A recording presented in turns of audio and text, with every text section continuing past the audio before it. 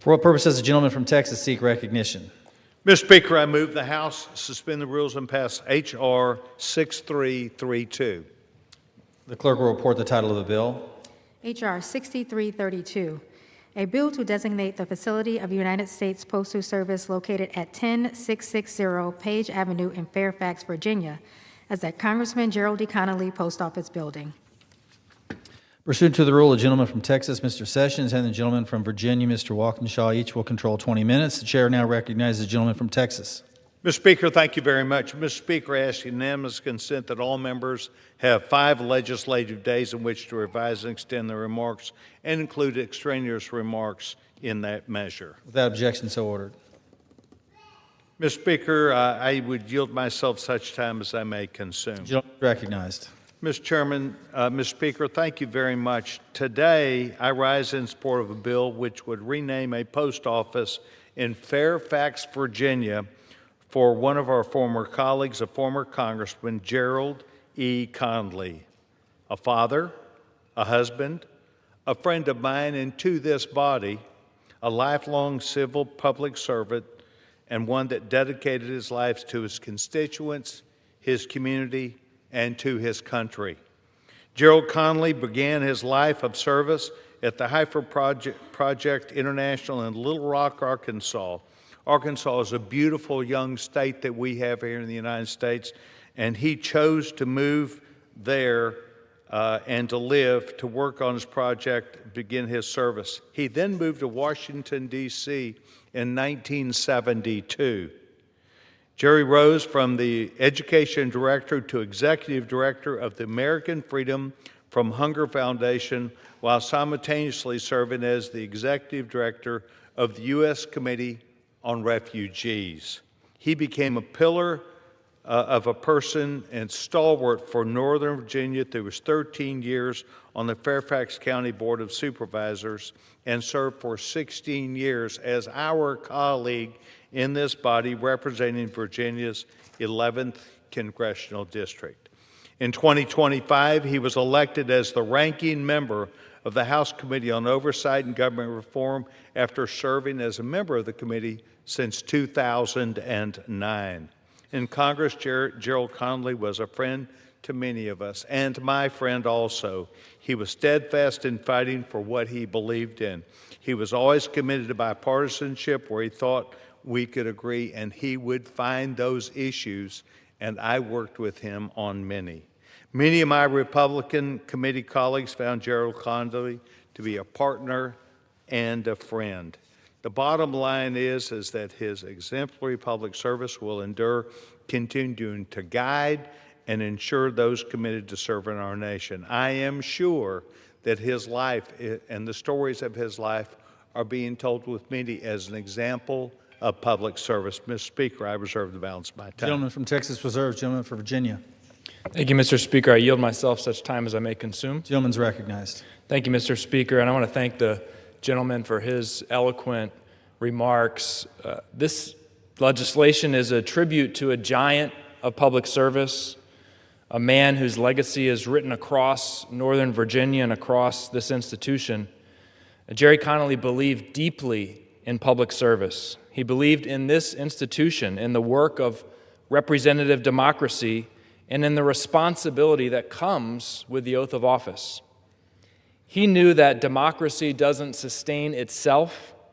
It takes people willing to do the hard, unglamorous work of governing, legislating, organizing, compromising, and showing up for the communities they serve. Jerry was a singular force, a force for good in Fairfax. And for 11 years, I had the privilege of serving as his chief of staff. I saw up close how he poured his significant intellect, his integrity, his energy into serving our community every single day.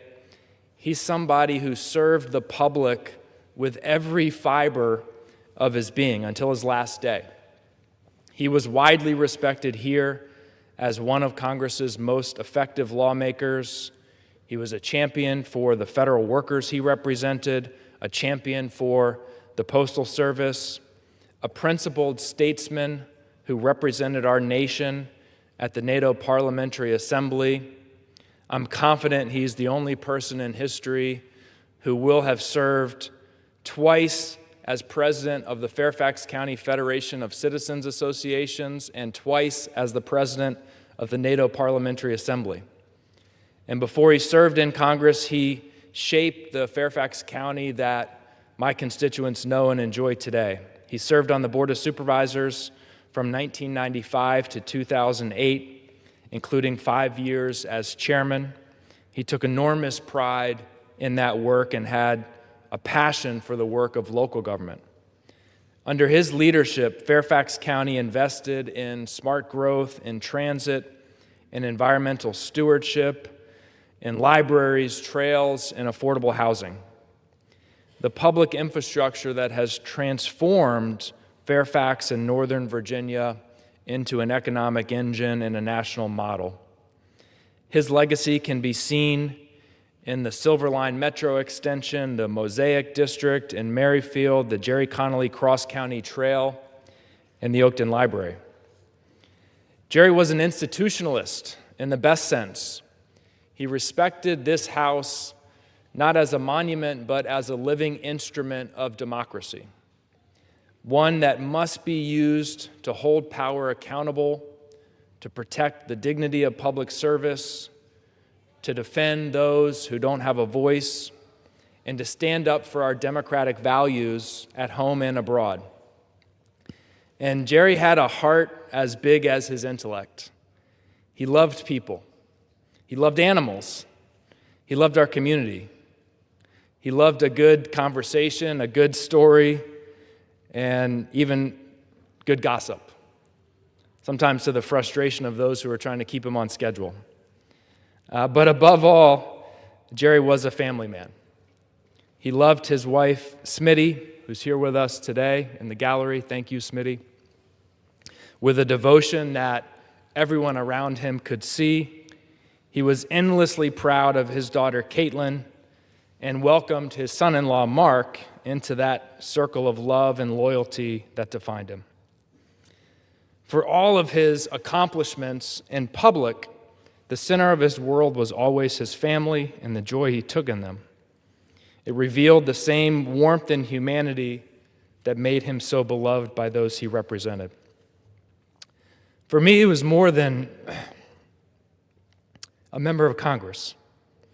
He was a mentor, a best friend, a formative figure. Because of him, I'm a better public servant, but more importantly, a better husband, father, and friend. I'll carry his wisdom and his love for this community, for this institution with me for the rest of my life. Naming this post office for Congressman Gerald E. Connolly will ensure that generations of Fairfax residents are reminded of what public service looks like when it's rooted in integrity, vision, humor, and love of community. We lost a giant last year, and we honor Jerry's legacy by continuing the work he loved, by serving others, speaking the truth, defending democracy, and never forgetting those who sent us here. I urge my colleagues to support H.R. 6332, and I reserve the balance of my time. Gentleman reserves. Gentleman from Texas. Mr. Speaker, thank you very much. I, too, while directing my comments directly to the young speaker, I would like to say that we, too, recognize not only Congressman Connolly's family being here, but we equally recognize, as Mr. Walkinshaw does, their contribution of service with their husband and their father and their uncle and those members of the family, because service goes beyond just a person. It is extended to the family, who many times is a part of the success that is gleaned from their service, but they're equal a part of it. And I, too, would like to recognize, on behalf of myself and my colleagues on this side, the generosity that they extended by being here today, for the service that they will be rewarded with and thanked for today. Mr. Speaker, I reserve my time. Gentleman reserves. Gentleman from Virginia. Mr. Speaker, I yield 2 minutes to the gentleman from Virginia, Mr. Byer. Gentleman's recognized for 2 minutes. Thank you, Mr. Speaker, and thank you very much, Congressman Walkinshaw. Mr. Speaker, I rise today in strong support of H.R. 6332. As Mr. Walkinshaw has said, this legislation would name post office at 10660 Page Avenue in Fairfax as the Gerald E. Connolly Post Office in honor of my dear friend and former colleague, the late Congressman Jerry Connolly. Mr. Speaker, I used to tease Jerry all the time about the 41-mile Jerry Connolly cross-country trail in Fairfax County that was hiking and biking and bridle trail. It went for a whole arc from one side of Fairfax County to another. But this is a more difficult to imagine, a more fitting tribute to Jerry's lifetime of public service than this post office. Because no one, well, what he's done, he wrote, he sponsored, and passed the most important postal reform in this century, literally this millennia. I mean, he loved the Postal Service. He fought for it year after year after year. He served on the House Oversight Committee for 15 years and, again, was an immensely important leader on that committee. He fiercely believed in the federal government's commitment to the American public for affordable and reliable mail delivery for every single household in our country. But he was also a steadfast hero champion for the unsung heroes, the postal workers who made that possible. And he led the administration's attacks against the DOJ attacks on Postal Service and efforts by this administration to privatize the Postal Service. As Jerry Connolly often reminded us, public service is about leaving communities better than we found them. And Northern Virginia is a better place for Jerry's time in public service. I first met Jerry and Smitty when they came in as a young married couple 42 years ago, and we volunteered on the same governor's campaign. And over the years, everything that could be done by any human being to make life better for the citizens in Northern Virginia, Jerry did. As a civic association leader, a supervisor, a chairman, a congressman, the president of the NATO Parliamentary Assembly, everything that he did, and most of all, as the Democratic chair on Oversight.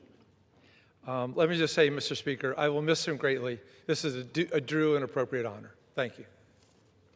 Gentleman from Virginia Reserve. Mr. Speaker, I have no further speakers, and I reserve.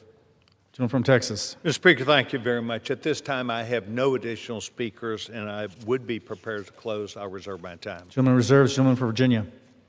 Thank you, Mr. Speaker. I want to thank the gentleman from Texas for his kind and eloquent words. I also want to thank Chairman Comer for his support of this legislation. As I said, Jerry Connolly is somebody who loved this body. He loved Fairfax County. He loved the Postal Service. And this naming of the post office on Page Avenue in Fairfax will mean a lot to his family, but just as importantly will mean a lot to our community who recognizes his decades of dedicated, passionate service with integrity that he provided. With that, Mr. Speaker, I yield back. Gentleman yields. Gentleman from Texas. Mr. Speaker, thank you very much. The gentleman, Ms. Walkinshaw, has very nicely thanked the young chairman of the Oversight Committee, James Comer. Mr. Comer, I think, really did work well with the minority to make sure not only this bill was handled appropriately, but to make sure that it could be scheduled in time, but the families would be here. Mr. Speaker, I encourage my colleagues and all of our colleagues to understand that today, by naming this post office is a nice way to remember not just the memory, but also the service that our late colleague Gerald Connolly provided. And I would ask for their support, and I yield back the balance of my time. Gentleman yields. The question is, will the House suspend the rules and pass the bill H.R. 6332? Those in favor say aye. Those opposed, no. In the opinion of the chair, two-thirds being in the affirmative, the rules are suspended. The bill is passed, and without objection, the motion to reconsider is laid on the table. For what purpose does the gentleman from Texas seek recognition? Mr. Speaker, I move that the House suspend the rules and pass H.R. 7809. Clerk will report the title of the bill. H.R. 7809, a bill to designate the facility of United States Postal Service located at 201 East Grant Avenue in Georgetown, Ohio, as the Ulysses S. Grant Post Office Building. Pursuant to the rule, the gentleman from Texas, Mr. Sessions, and the gentleman from Virginia, Mr. Walkinshaw, each will control 20 minutes. The chair now recognizes the gentleman from Texas. Mr. Speaker, I ask unanimous consent that all members have 5 legislative days in which to revise and extend their remarks and include extraneous material on this measure. Without objection, so ordered. Mr. Speaker, I yield myself such time as I may consent. Gentleman's recognized. Thank you, Mr. Speaker. Mr. Speaker, I rise today in support of a bill which would rename a post office in Georgetown, Ohio for Ulysses S. Grant. As an Ohio native, Grant was born in Pleasant Point and raised in Georgetown before attending the United States Military Academy at West Point, New York. Upon graduation, he served with distinction in the Mexican-American War. He later went on to engage in several major battles during the American Civil War, eventually becoming the first officer appointed as Lieutenant General of the United States Army. Grant became the 18th President of the United States in 1869 and served 2 terms as President of the United States of America. Over his time in office, President Grant established the Department of Justice and oversaw the adoption of the 15th Amendment and other Reconstruction efforts that were important to this fledgling young nation. He is remembered as one of the great military geniuses and a symbol of national unity. I am pleased not only on behalf of Chairman James Comer to bring this bill forward, but also the important parts of this that come from the delegation from the great state of Ohio. Mr. Speaker, we will be hearing from them in just a few minutes. I reserve the balance of my time. Gentleman reserves. Gentleman for Virginia. Thank you, Mr. Speaker. I yield myself such time as I may consume. Gentleman's recognized. Mr. Speaker, some of my Virginia ancestors are rolling over in their graves today, but I'm very happy to be here to speak in support of H.R. 7809 to designate the facility of the United States Postal Service located at 201 East Grant Avenue in Georgetown, Ohio, as the Ulysses S. Grant Post Office Building. Ulysses S. Grant was an American hero who helped lead the United States Army to victory against the Confederacy in the Civil War before serving as President of the United States. After graduating from West Point, Grant served in the Mexican-American War under the leadership of General Zachary Taylor, who would later become the 12th President of the United States. Grant initially resigned from the Army in 1854, but at the outbreak of the Civil War, he served as commander of a volunteer regiment and was quickly promoted to brigadier general. Throughout the war, he fought and won numerous battles. His victories included the capture of Fort Henry and Fort Donelson and the defeat of rebel forces at Shiloh and Vicksburg. As the war progressed, his military leadership played an instrumental role in enforcing President Lincoln's Emancipation Proclamation and advancing the United States' commitment to ending slavery. In March 1864, President Lincoln designated Grant as the General-in-Chief of U.S. Army Forces, ultimately leading to Union victory in April 1865 with the surrender of Confederate General Lee at Appomattox in Virginia. After the war, Ulysses S. Grant served 2 terms as President of the United States. During his time in office, he pushed forward the Reconstruction agenda, advocating for civil rights and protection from political violence for Black Americans. I encourage my colleagues to join us in honoring the life and legacy of President Grant by naming this post office in his hometown of Georgetown, Ohio, after him. And I reserve the balance of my time. Gentleman reserves. Gentleman from Texas. Mr. Speaker, thank you very much. Mr. Speaker, the Ohio delegation supports this effort that we're doing today. And at this time, I'd like to yield 5 minutes to the distinguished gentleman, Congressman Dave Taylor, the state of Ohio. Gentleman's recognized. Thank you, Mr. Speaker, and thank you, gentlemen, for yielding me the time. Mr. Speaker, I rise today in support of my bill to rename the Georgetown, Ohio Post Office the Ulysses S. Grant Post Office Building. President Grant was born on April 27, 1822, in Point Pleasant, Ohio.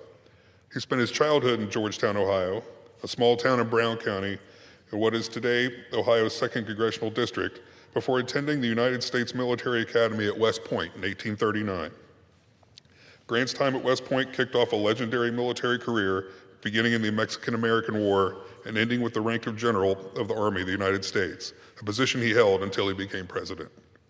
His accomplishments in the Civil War are too numerous to list, but after winning the battles at Fort Donelson, Shiloh, Vicksburg, Chattanooga, and Petersburg, he eventually accepted Robert E. Lee's surrender at Appomattox Courthouse, ending the Civil War and keeping the Union intact. Following his military service, on March 4th, 1869, Grant was sworn in as the 18th President of the United States, becoming the second Ohioan to serve as President. Throughout his 2 terms as President, Grant worked on civil rights issues, including the establishment of the Department of Justice, the adoption of the 15th Amendment, and other Reconstruction efforts. Ulysses S. Grant was an extraordinary American, worthy of being remembered. At a time when our nation was divided, much more divided than we are now, he was instrumental in bringing us back together. Without him, our nation and world would be a much different place. By renaming the post office in his hometown of Georgetown after him, we are further solidifying his profound legacy. I want to thank the entire Ohio delegation for supporting this legislation and thank Chairman Comer's staff for working with us throughout this process. Mr. Speaker, I urge all my colleagues to support this bill, and I yield my time. Thank you. I reserve my time. Gentleman from Texas reserves. Gentleman from Virginia. Very nice. Mr. Speaker, I have no further speakers, and I yield back. Gentleman yields. Gentleman from Texas. Thank you very much, Mr. Speaker. At this time, I too would like to join Mr. Taylor in thanking the Ohio delegation and really all of our members for the recognition of service to this great nation in the naming of this post office. The effort that the President made to represent the United States, unity that you heard about, his service to the United States military, his service to the Department of Justice, his service to the people of the country, to bring them together at a time when many thought we could not survive as a nation. To honor him now is without question the right thing to do, and naming this in his hometown of Georgetown, Ohio, is a high honor to the people of that town also. So I encourage my colleagues to support this bill, naming a post office for our 18th President of the United States, Ulysses S. Grant. And Mr. Chairman, Mr. Speaker, I yield back the balance of my time. The gentleman yields. The question is, will the House suspend the rules and pass the bill H.R. 7809? Those in favor say aye. Those opposed, no. In the opinion of the chair, 2/3 being in the affirmative, the rules are suspended. The bill is passed, and without objection, the motion to reconsider is laid on the table.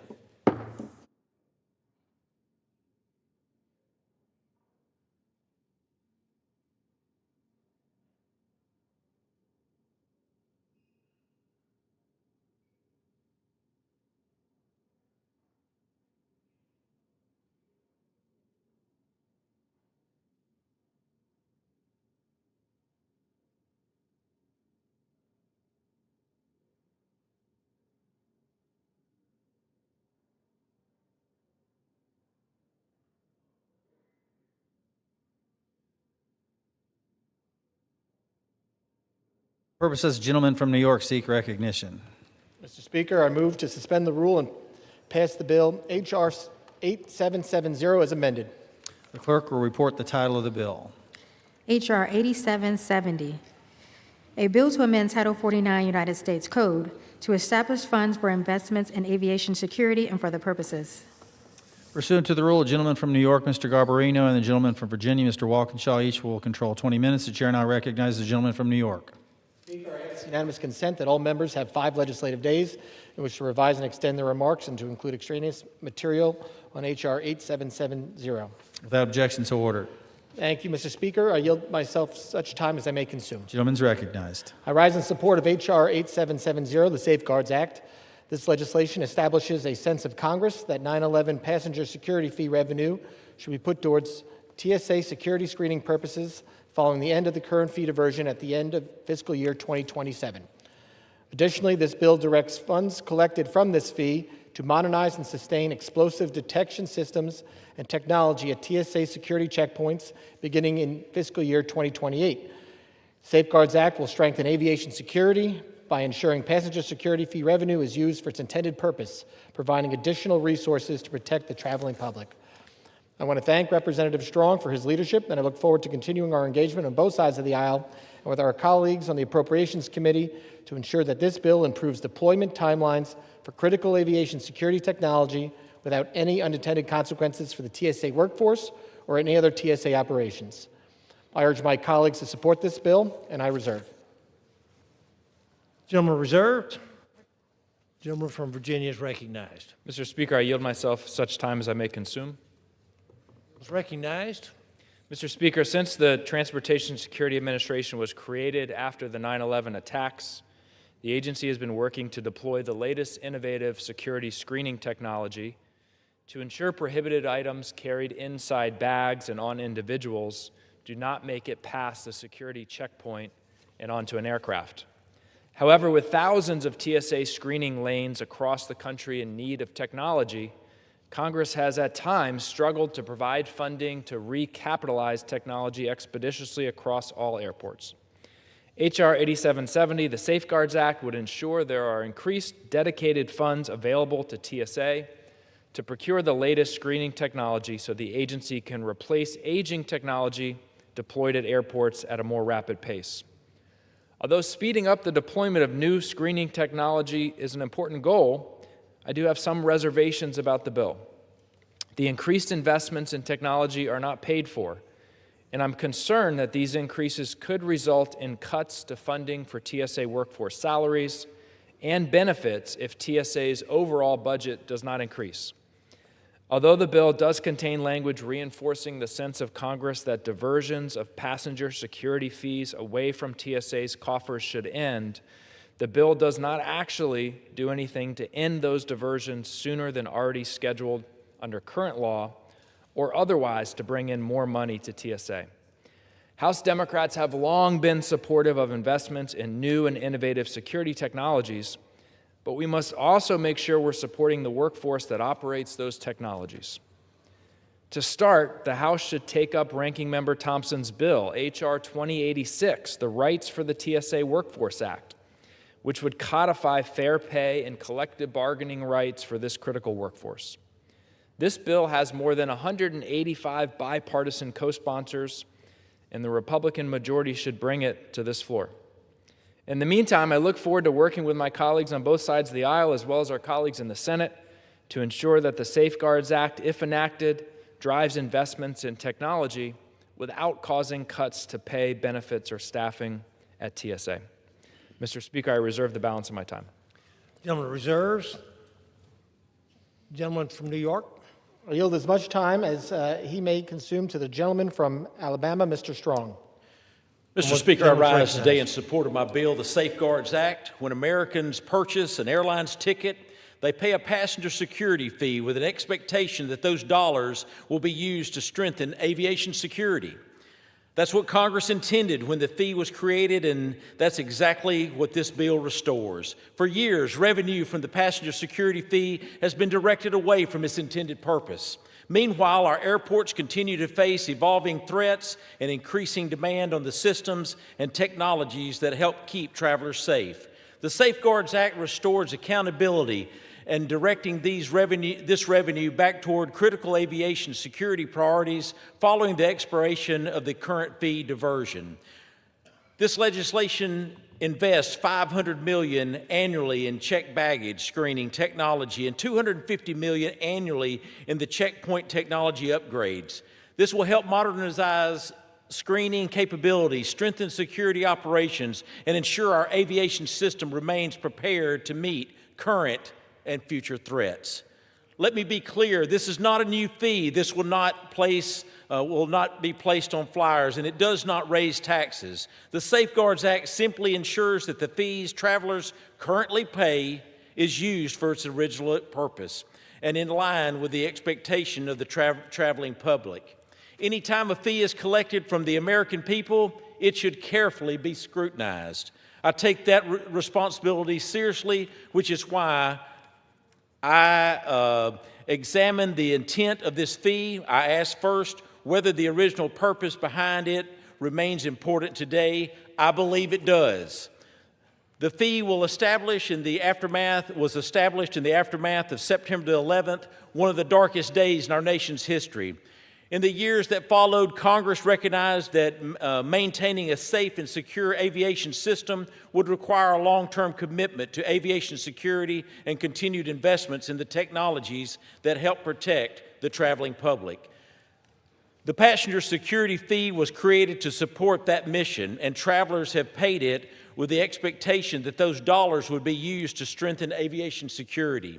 I'm proud to reaffirm our commitment to the traveling public today with this bill. The Safeguards Act is about restoring trust, improving transparency and accountability, and ensuring the aviation security dollars are spent on aviation security. I'm proud that this legislation has earned bipartisan support and the backing of airports, airlines, and the traveling organizations across the country. I want to thank Chairman Garbarino for his leadership and support in advancing this legislation. I also want to thank Mr. Kennedy for partnering with me on this effort, as well as my colleagues who have joined as co-sponsors. I urge all members to support the Safeguards Act, and I yield back. Gentleman yields. Mr. Speaker, I reserve the balance of my time. Reserves. Gentleman reserves. The gentleman from Virginia is recognized. Mr. Speaker, I have no more speakers. I'm prepared to close when the chairman is prepared to close, and I reserve.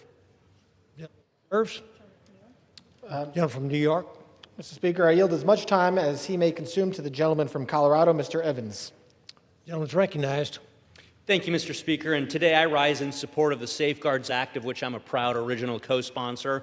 As my colleagues mentioned, this bill ensures that all revenue collected through the 9/11 passenger security fee are invested back into aviation and airport security, consistent with the fee's original intent. Just last year, this $5.60 fee on your plane ticket brought in over $4.5 billion total dollars from U.S. passengers. The upcoming 25th anniversary of September 11th reminds us how important it is to use those resources to strengthen our national security systems today to prevent future tragedies tomorrow. My district also borders Denver International Airport. Thousands of airport, airline, and TSA employees in that airport are my constituents, the third busiest in the nation. To keep them and all U.S. passengers safe, it's critical that TSA receives every dollar possible to properly update security screening equipment and stop emerging threats. I urge my colleagues to join in supporting this bipartisan bill and yield back. Gentleman yields. Speaker, I reserve the balance of my time. Gentleman reserves. Gentleman from Virginia is recognized. Mr. Speaker, I yield myself the balance of my time. Gentleman yields. Mr. Speaker, H.R. 8770 will help ensure TSA's frontline staff get more of the tools they need to keep travelers safe and at a faster pace. We look forward to working with our colleagues on both sides of the aisle to ensure there are no unintended consequences for TSA's workforce if this bill becomes law, and I yield back the balance of my time. Gentleman yields. Gentleman from New York. Mr. Speaker, I yield myself the balance of my time. As you just heard from my colleague from Colorado, $4.5 billion was brought in last year under the 9/11 security fee. What passengers don't know is that the first $1.6 billion last year was diverted to something else other than passenger security. This bill would say the first $750 million of that passenger security fee would go directly to equipment, and then the balance of that money would go to TSA general fund, which actually would allow them, the discretionary fund, which will allow the TSA to get access to this money. Last year, TSA discretionary fund didn't get access to this until the first $1.85 billion was spent. Now they're going to get access, if this bill becomes law, at the $750 million after the first $750 million is spent on security equipment to make our traveling public safe. I urge my colleagues to support H.R. 8770, and I yield back the balance of my time. Gentleman yields. Is, will the House suspend rules and pass the bill H.R. 8770 as amended? Those in favor say aye. Those opposed, no. In the opinion of the chair, 2/3 being in the affirmative, the rules are suspended, the bill is passed, and without objection, the motion to reconsider is laid on the table.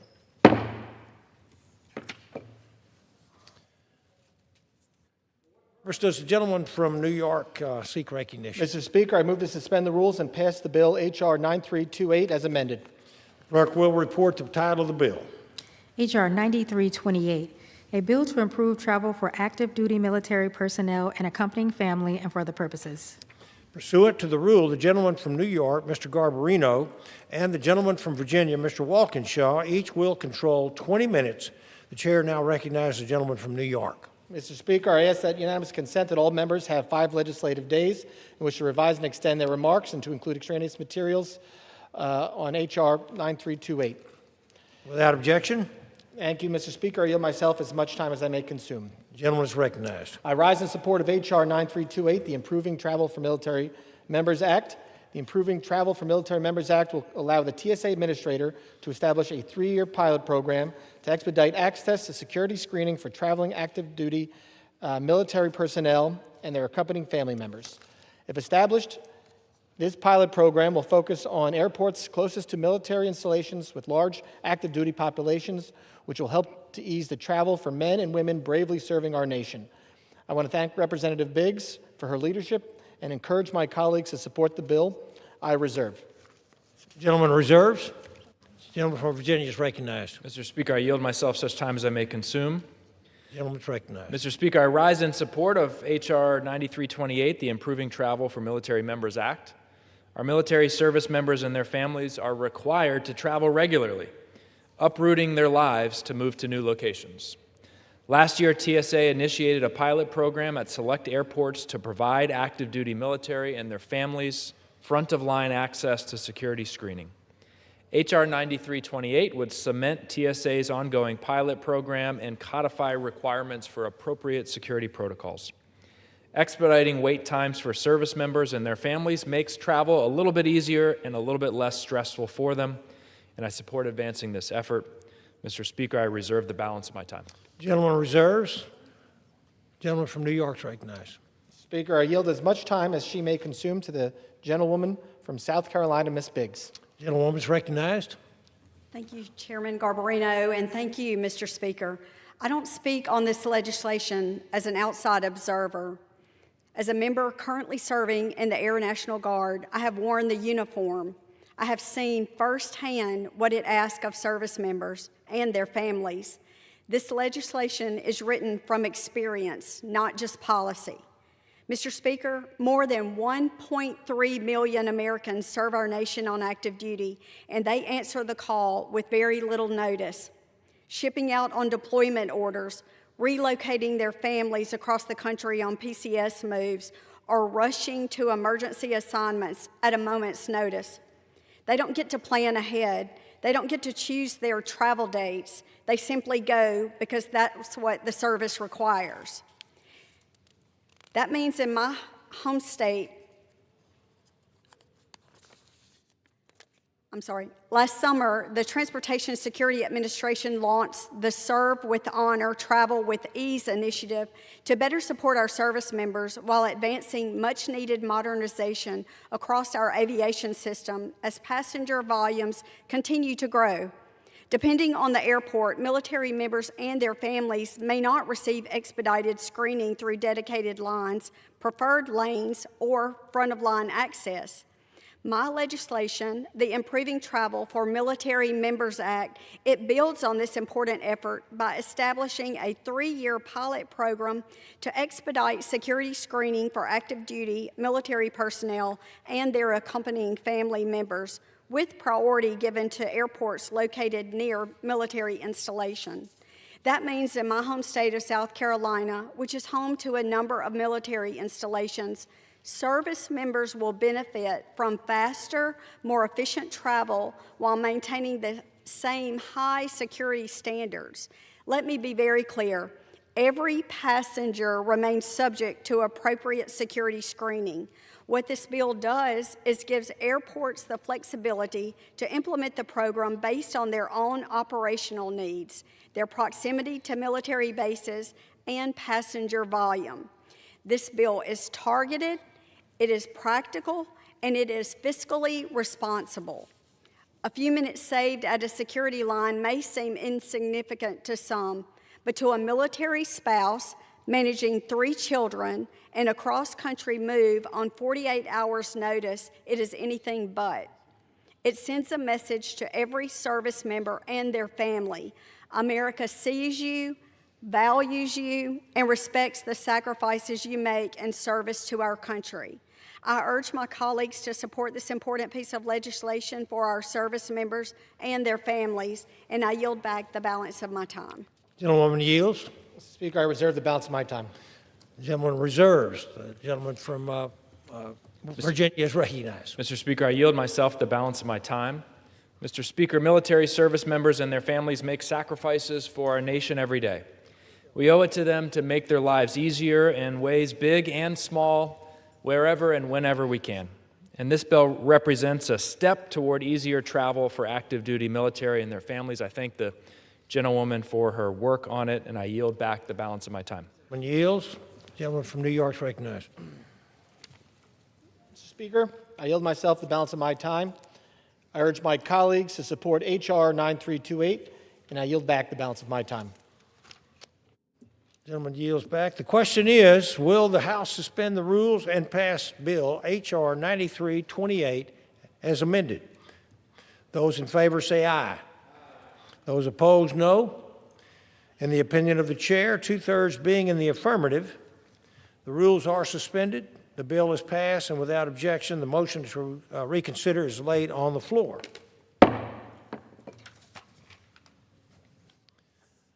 For what purpose does the gentleman from New York seek recognition? Mr. Speaker, I move to suspend the rules and pass the bill H.R. 8874. The clerk will report the title of the bill. Union Calendar Number 647, H.R. 8874, a bill to amend the James M. Inhofe National Defense Authorization Act for fiscal year 2023 to require recurring reports on the transition of jurisdictions no longer eligible for Urban Area Security Initiative funding and for the purposes. Pursuant to the rule, the gentleman from New York, Mr. Garbarino, and the gentleman from Virginia, Mr. Walkinshaw, each will control 20 minutes. The chair recognizes the gentleman from New York. Mr. Speaker, I ask unanimous consent that all members have 5 legislative days in which to revise and extend their remarks to include any extraneous material on H.R. 8874. Without objection. Thank you, Mr. Speaker. I yield myself as much time as I may consume. Recognized. I rise in support of H.R. 8874, the Homeland Security Capabilities Preservation Reporting Act of 2026. This legislation requires DHS to provide a report to Congress every 3 years on the Homeland Security capabilities of urban areas that have previously received funding through the Urban Area Security Initiative, or UASI. The FEMA Grant Programs Directorate provides preparedness funding to assist states, localities, urban areas, and tribal and territorial governments in strengthening the nation's ability to prevent, protect against, respond to, and recover from terrorist attacks, major disasters, and other emergencies. Every year, FEMA determines eligible, high-risk urban areas for UASI funding through an analysis of relative risk of terrorism experienced by urban areas in the United States. As relative terrorism risk undertaken by urban area jurisdictions changes every year, this can sometimes lead to urban areas that were once eligible for UASI funding in one year no longer being eligible in future years. This legislation will provide consistent information to Congress on the ability of urban areas at risk of terrorism threats to maintain their homeland security capabilities. I encourage my colleagues to support this bill, and I reserve. Gentleman yields. For what purpose does the gentleman from, gentleman from Virginia is recognized? Sorry. Thank you, Mr. Speaker. I yield as much time as he may consume to the gentleman from Louisiana, Mr. Carter, the sponsor of this bill. Gentleman is recognized. Mr. Speaker, thank you very much, and I thank Representative Walkinshaw for yielding. I rise today in support of my bill, H.R. 8874, the Homeland Security Capabilities Preservation Reporting Act of 2026.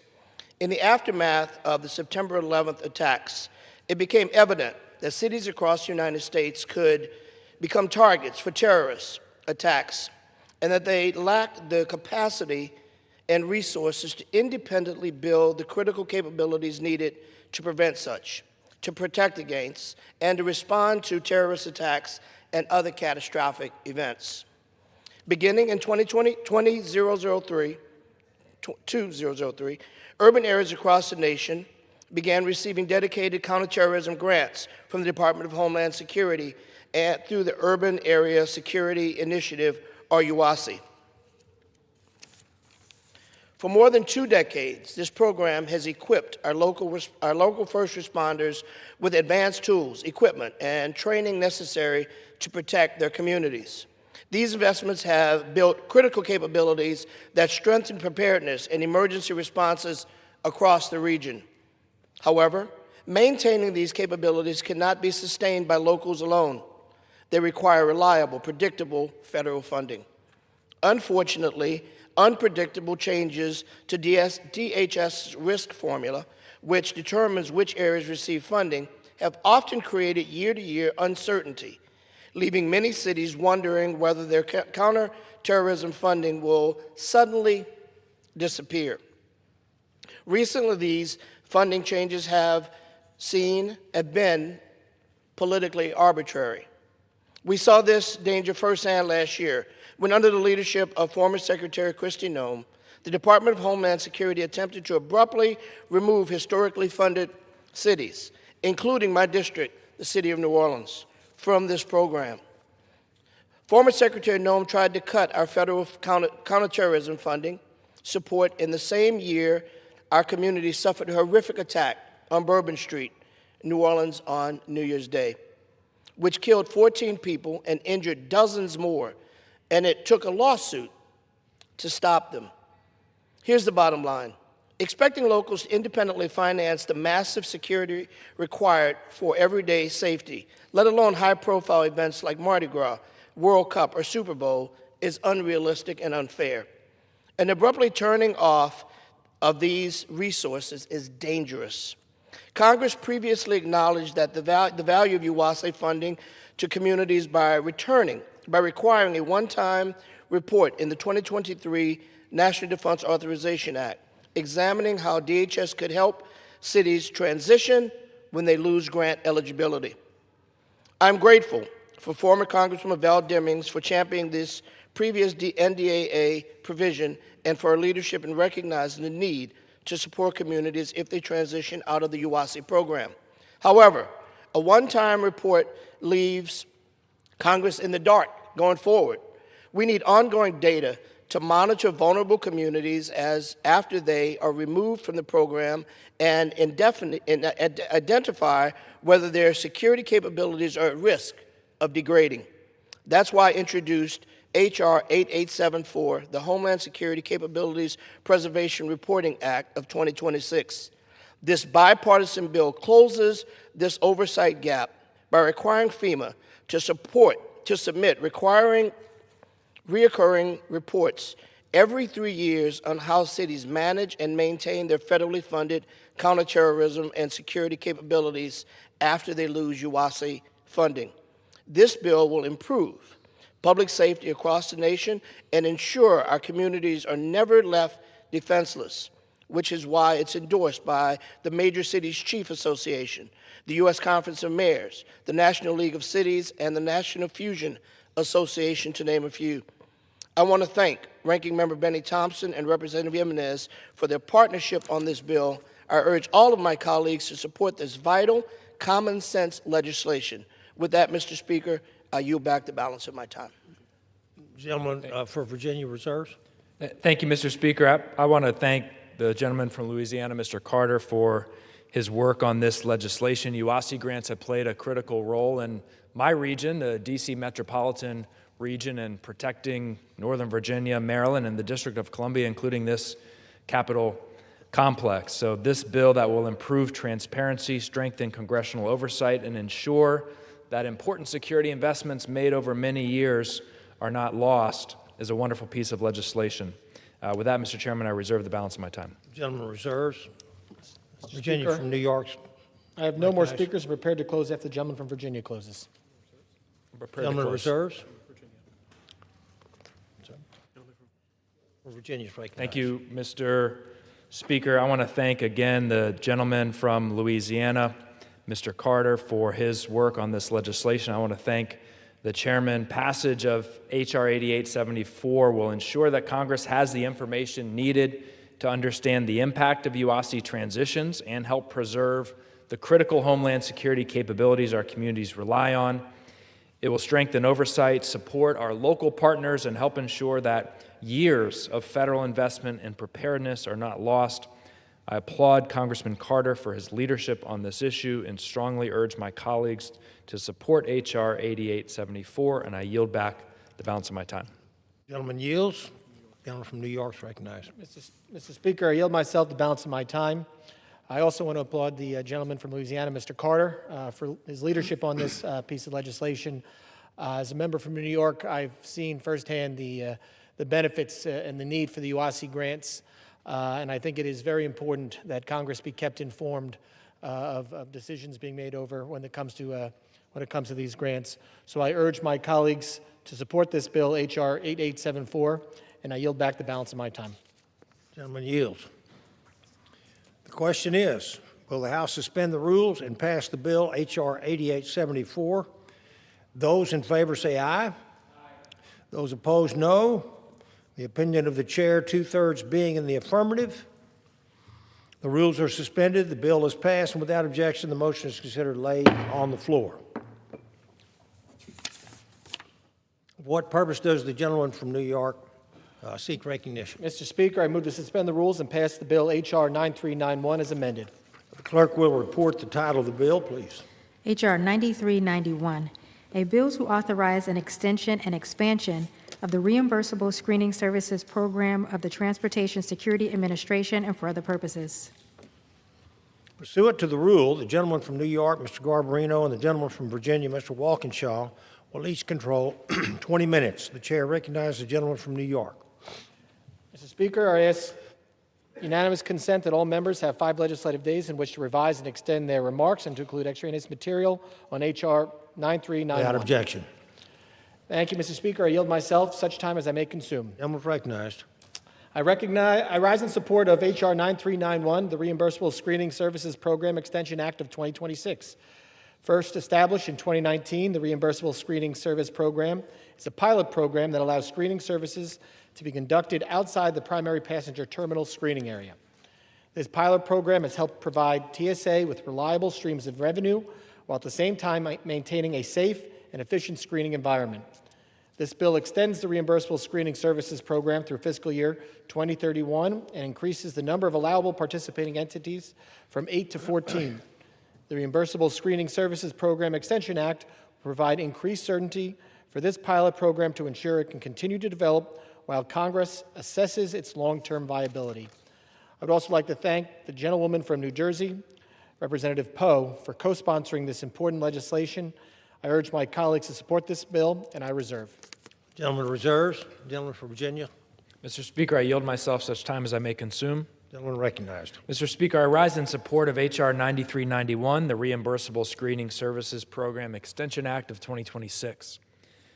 The TSA Reimbursable Screening Services Program, or RSSP, is a pilot program that permits TSA to conduct passenger screening outside primary airport terminal screening areas under reimbursable agreements with up to 8 TSA-regulated entities, such as an airport operator. RSSP facilities are located at airports across the country, including in Los Angeles, Atlanta, and New York City, and the newest location recently opened in Boston. The pilot program is set to expire at the end of September 2026.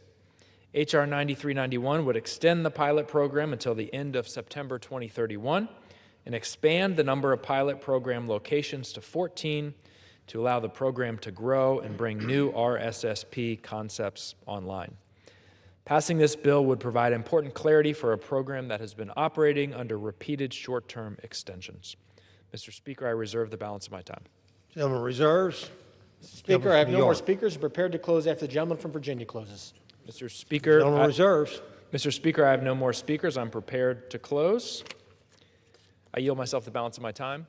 Gentleman from Virginia is recognized. Mr. Speaker, as I said, this bill ensures the RSSP at TSA can continue to operate and develop additional screening locations at airports across the country to improve the travel experience.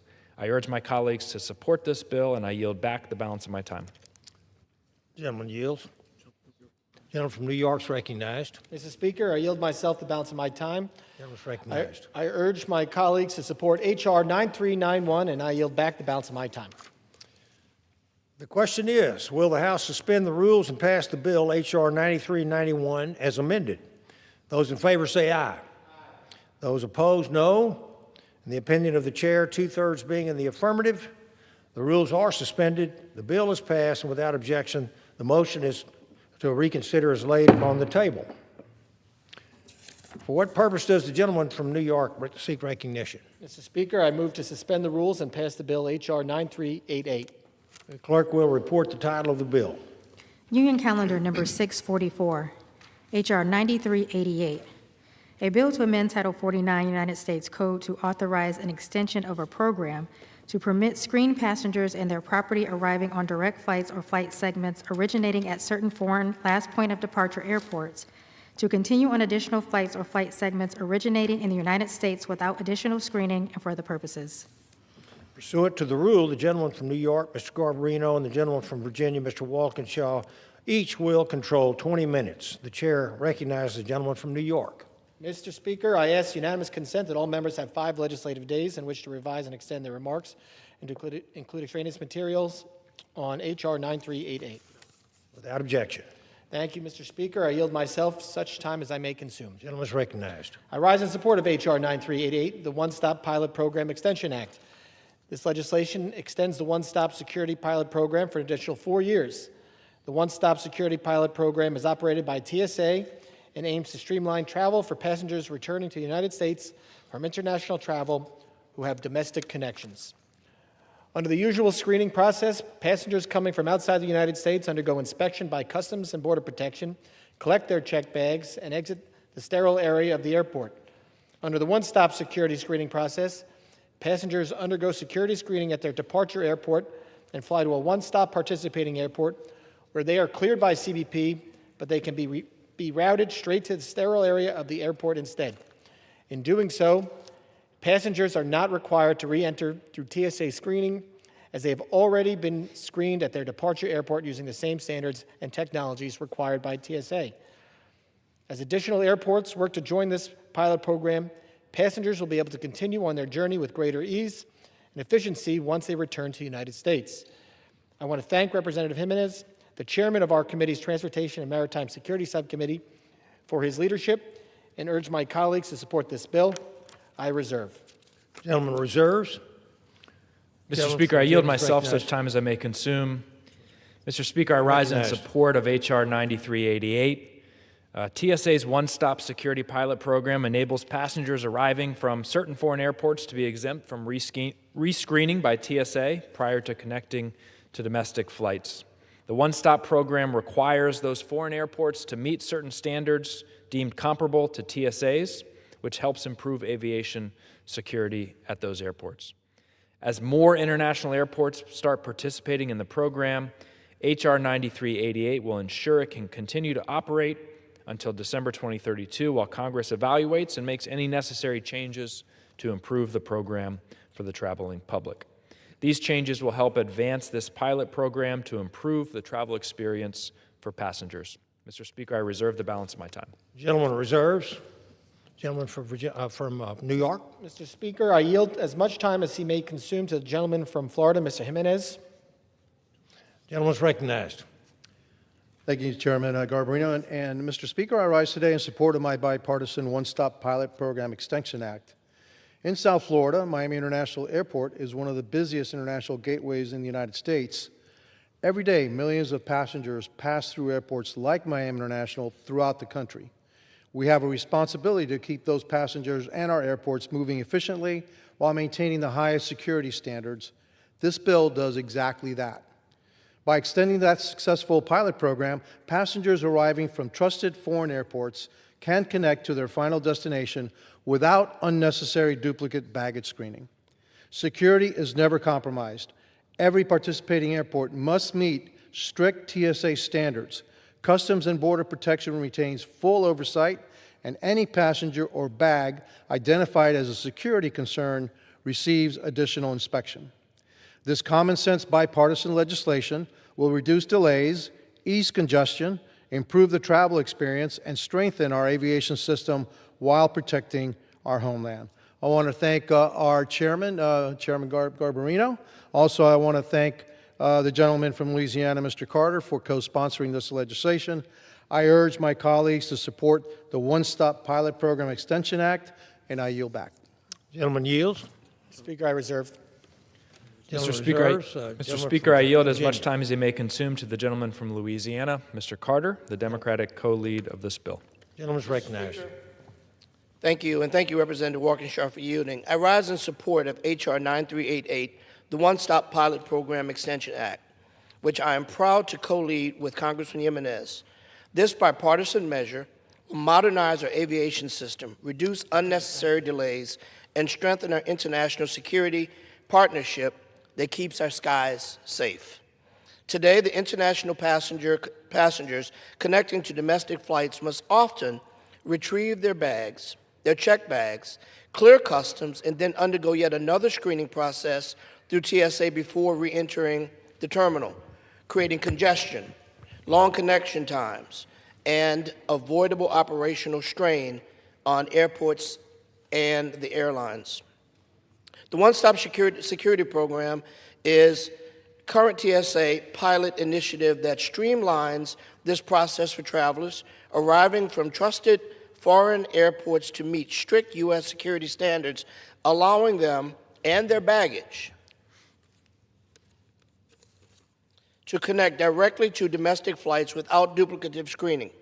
The One-Stop Pilot Program Extension Act extends the authorization for the One-Stop Security Program for 4 more years, giving TSA, Customs and Border Protection, and participating airports time to scale the program, expand international partnerships, and evaluate the infrastructure needed for broader implementation. This extension will not only improve efficiency and reduce cost, but also strengthen the competitiveness of our domestic travel and tourism industries. Cities like that of my district, City of New Orleans, where tourism is a major economic engine, stand to benefit from smoother international to domestic connections that make the U.S. a more attractive destination and keep our visitors spending, flowing into local economies, and supporting our communities. I would like to thank Representative Jimenez for his leadership on this bill, and I urge favorable passage. With that, Mr. Speaker, I yield the balance of my time. Mr. Speaker, I yield myself the balance of my time. Mr. Speaker, this bill will continue operations for this growing TSA pilot program, helping to improve the travel experience for inbound passengers on international flights. I urge my colleagues to support this measure, and I yield back the balance of my time. The gentleman yields. The gentleman from New York is recognized. Mr. Speaker, I yield myself the balance of my time.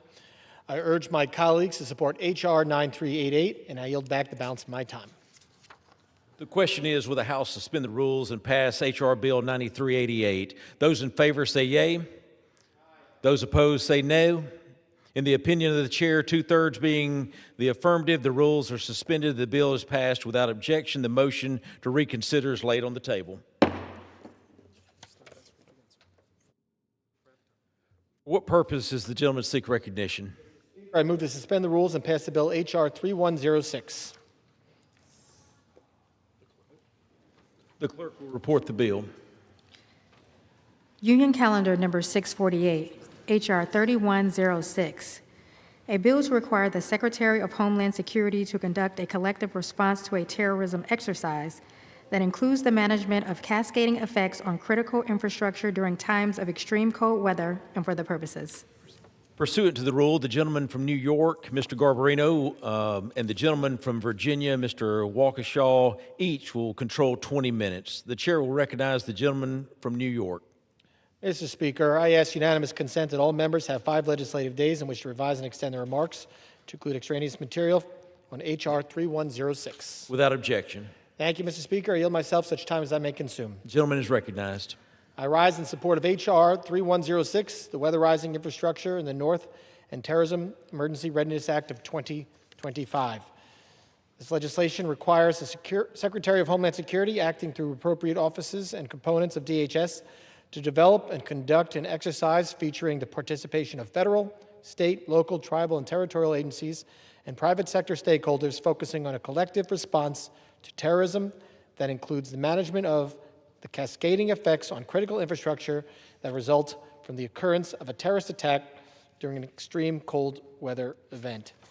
DHS must then provide an after-action report to Congress consisting of initial findings, plans to incorporate any lessons learned into future DHS operations, and any proposed legislative changes informed by this exercise. This legislation will help strengthen the United States' ability to respond to terrorist threats, especially when they might coincide with extreme weather events. I encourage my colleagues to support this bill, and I reserve. The gentleman reserves. The gentleman from Virginia is recognized. Mr. Speaker, I yield as much time as he may consume to the gentleman from New York, Mr. Kennedy, the sponsor of this bill. The gentleman from New York is recognized. I thank Representative Walkinshaw for yielding. Mr. Speaker, I rise in support of my bill, H.R. 3106, the Weatherizing Infrastructure in the North and Terrorism Emergency Readiness Act, also known as the Winter Act. As a nation, we must be prepared to prevent and respond to terrorist threats in every circumstance, including during the harshest winter weather. That's why I introduced the Winter Act, to strengthen our homeland security posture during extreme cold weather conditions and ensure that the Department of Homeland Security is prepared to respond. My hometown of Buffalo, New York is no stranger to cold weather events. In December 2022, Winter Storm Elliott hit Western New York with historic force. During the Christmas holiday, this powerful storm brought dangerous blizzard conditions, including 60-mile-an-hour winds, dangerous levels of lake effect snowfall, and life-threatening sub-freezing temperatures. Thousands lost power, phone lines went dark, and roads became impassable, bringing emergency operations and critical infrastructure in the city of Buffalo to a screeching halt. This catastrophic storm claimed 47 precious lives in our community. Families endured unimaginable hardship and heartbreak, and local governments have spent years responding to the disaster to help neighborhoods recover. Now imagine the devastation if, amid a major winter storm of this caliber, our nation was forced to respond to a terrorist attack.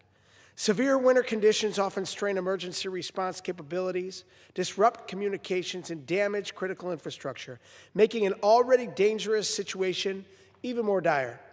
These challenges are precisely why terrorists may view extreme weather as an opportunity to exploit vulnerabilities and magnify the impact of an attack. My legislation directs the Department of Homeland Security to conduct a terrorist preparedness exercise focused on the effects of an attack on critical infrastructure during an extreme cold weather event. It also requires DHS to report to Congress on successes and potential pitfalls of the preparedness analysis, ensuring that we understand where existing security gaps remain. The insights and expertise gained from this exercise will strengthen coordination among emergency managers, state officials, and community partners, helping them better anticipate and mitigate the consequences of such an attack. By identifying security gaps before disaster strikes, we can enhance our resilience and be better prepared to withstand and respond to an increasingly sophisticated act of terrorism. We cannot control when the next severe winter storm will strike, and we cannot predict when terrorists will look to exploit our vulnerabilities, but we can ensure that our Homeland Security enterprise is prepared for both. That's exactly what this legislation will help us do. I want to thank the chairman of the committee, Representative Garbarino, for his support.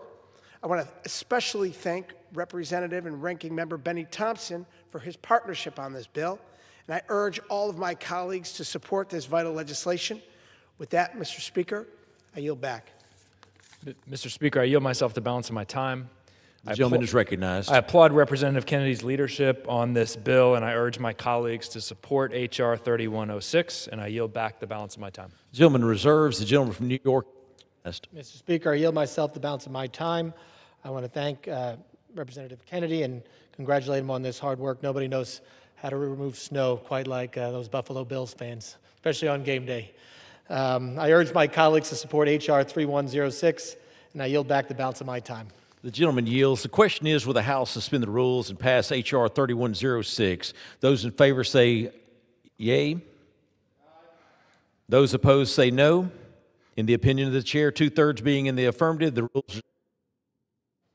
For what purpose does the gentleman from New York seek recognition? I request the yeas and nays.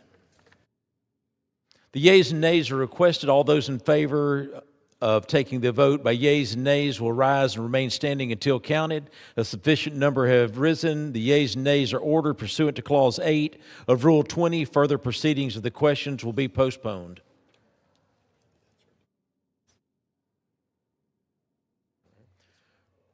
For what purpose does the gentleman from New York seek recognition? Mr. Speaker, I move to suspend the rules and pass the bill H.R. 8897 as amended. The clerk will report the title of the bill. H.R. 8897, a bill to improve travel for American families and for other purposes. Pursuant to the rule, the gentleman from New York, Mr. Garbarino, will be, and the gentleman from Virginia, Mr. Walkinshaw, Each will control 20 minutes. The chair recognizes the gentleman from New York. Mr. Speaker, I ask unanimous consent that all members have 5 legislative days in which to revise and extend their remarks and to include extraneous materials on H.R. 8897. Without objection. Thank you, Mr. Speaker. I yield myself such time as I may consume. The gentleman is recognized. I rise in support of H.R. 8897, the Improving Travel for American Families Act. This bill allows the TSA administrator to establish a 2-year pilot program to expedite access and implement alternative screening lanes for passengers and accompanying children under the age of 12. If established, this pilot program would be prioritized at airports with high volumes of family travelers, as well as at airports that have the space to accommodate additional screening lanes. This legislation will help ease the burdens families face when traveling with young children and improve the overall passenger experience. I want to thank Representative McKenzie for his leadership and urge my colleagues to support this bill. I reserve. The gentleman from New York reserves. The gentleman from Virginia is recognized. Mr. Speaker, I yield myself such time as I may consume. The gentleman is recognized. Mr. Speaker, I rise in support of H.R. 8897, the Improving Travel for American Families Act. Every day, thousands of families across our nations take to the skies, many of them with small children who are not always the easiest of travel companions. I can attest to that. Any parent knows that long lines at checkpoints can make a long day of travel even worse for a kid. That's why since last year, the TSA has started pilot programs at select airports with special lines reserved for families, which help decrease wait times while keeping screening efficient for other travelers as well. H.R. 8897 would codify the ongoing pilot program and ensure appropriate security protocols are upheld. The bill would help advance this initiative to help traveling families. Mr. Speaker, I reserve the balance of my time. The gentleman from Virginia reserves. The gentleman from New York is recognized. Mr. Speaker, I yield as much time as he may consume to the gentleman from Pennsylvania, Mr. McKenzie. The gentleman is recognized. Mr. Speaker, I rise in support of H.R. 8897, the Improving Travel for American Families Act, which I am leading alongside my colleague, Representative Fushi. Americans everywhere understand that there are better, easier, and more efficient ways to manage safety screenings at our airports. That was made clear when this legislation was reported unanimously by the Committee of Homeland Security by a vote of 30-0. We're bringing both sides together to give families the more convenient air travel experience that they deserve. As the father of 2 young children, I know firsthand that family travel can be challenging. Parents often have to navigate crowded airports while juggling strollers, diaper bags, car seats, and more, all while taking their families through the large crowds and navigating long lines. Every parent is aware that the most stressful part of this process can be the TSA screening point. Families with an array of bags and bulky items pack into the same lanes as business travelers with a small carry-on. The resulting problems can create stress for parents and frustration for everyone else. That's why H.R. 8897 allows the TSA to establish a pilot program that builds on its existing Families on the Fly initiative, which identifies ways to make the security screening process easier for adults traveling with children 12 years of age and under. Through this initiative, the TSA is establishing dedicated lines reserved for families, giving them more space, time, and flexibility at security checkpoints. Because of this program, parents are able to move through screening more smoothly, children have a less stressful experience, and security lines operate more efficiently for everyone in the airport. Importantly, this legislation does not change TSA's screening requirements or security standards. It simply allows the agency to test practical, family-friendly improvements while maintaining the same level of security that travelers expect. This is common sense, bipartisan legislation that will help modernize travel experience for American families while improving efficiency at our nation's airport. I again thank Representative Fushi for her partnership in this legislation, and I urge all of my colleagues to support H.R. 8897. I yield back. Speaker, I reserve the balance of my time. The gentleman from New York reserves. The gentleman from Virginia is recognized. Mr. Speaker, I yield myself the balance of my time. Mr. Speaker, the airport experience is difficult enough for young families. This bill will help improve that experience while upholding security standards, and I urge support. I yield back the balance of my time. The gentleman yields from Virginia. The gentleman from New York is recognized. Mr. Speaker, I yield myself the balance of my time. I urge my colleagues to support H.R. 8897, and I yield back the balance of my time. The question is, will the House suspend the rules and pass Bill H.R. 8897 as amended? Those in favor say yea. Those opposed say no. In the opinion of the chair, 2/3 being in the affirmative. What purpose does the gentleman from New York seek recognition? I request the yeas and nays. The yeas and nays are requested. All those in favor of taking the vote by yeas and nays will rise and remain standing until counted. A sufficient number has having risen. The yeas and nays are ordered pursuant to Clause 8 of Rule 20. Further proceedings of this question will be postponed. For what purpose does the gentleman from New York seek recognition? Mr. Speaker, I move to suspend the rules and pass the bill H.R. 8168. The clerk will report the title of the bill.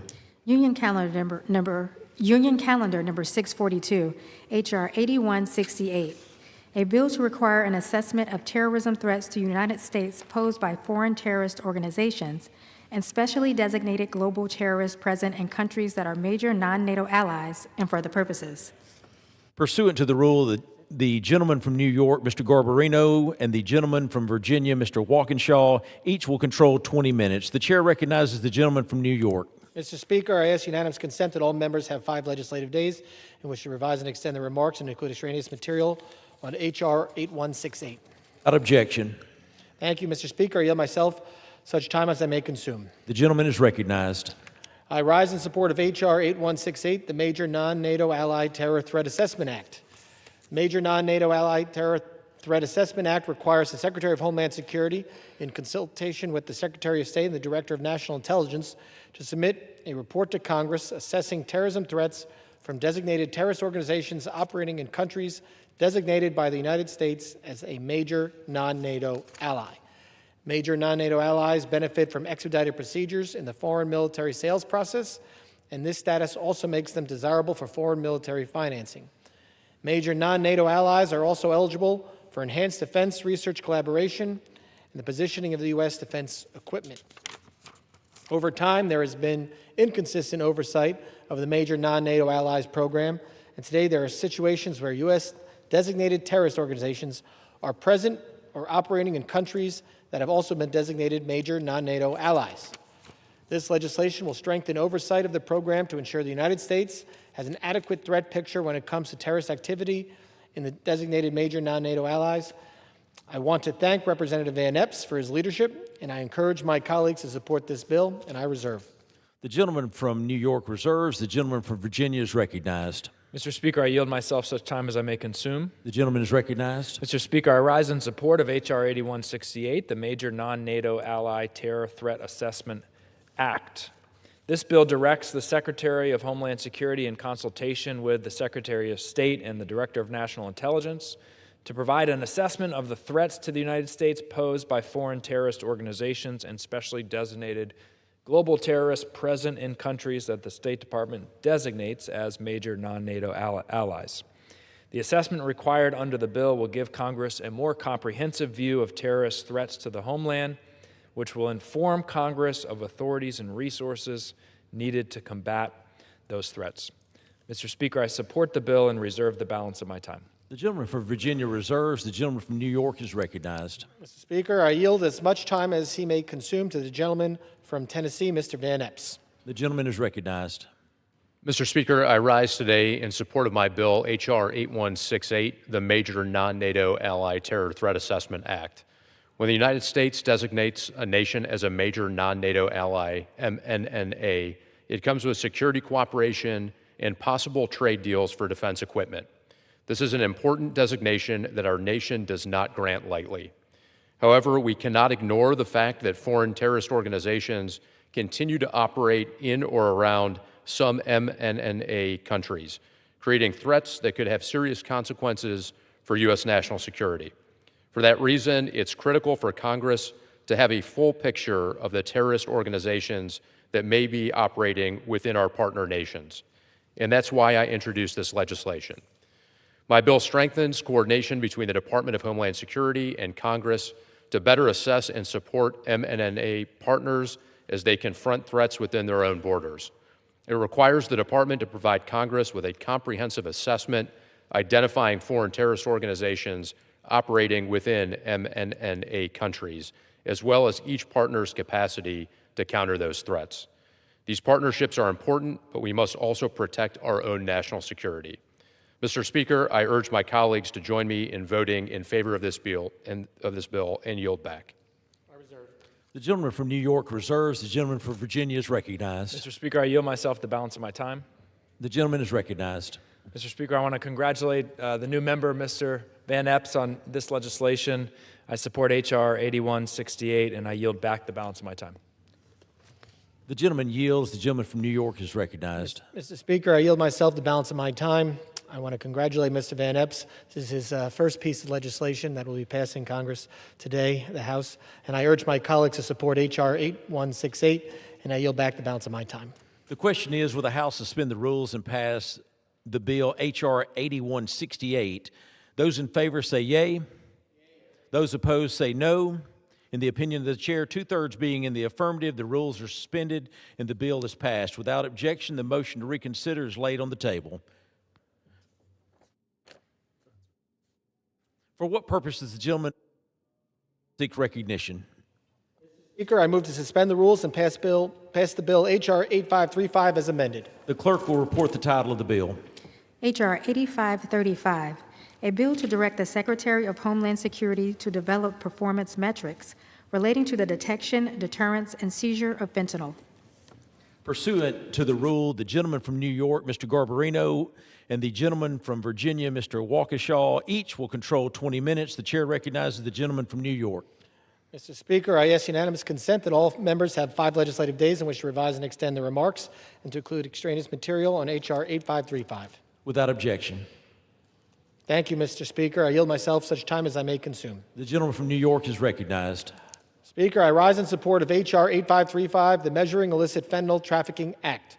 This legislation requires the Secretary of Homeland Security to develop performance metrics relating to detection, deterrence, and seizure of illicit fentanyl for the Department of Homeland Security and each of its components. Additionally, this bill requires each relevant DHS component to share information related to detection, deterrence, and seizure of fentanyl with each other, as well as identify any barriers to sharing information and data. Fiscal year 2023 National Defense Authorization Act required DHS to establish a program to collect data and develop measures to assess the effectiveness of efforts to detect and deter illicit fentanyl. It also required the Government Accountability Office to audit the program.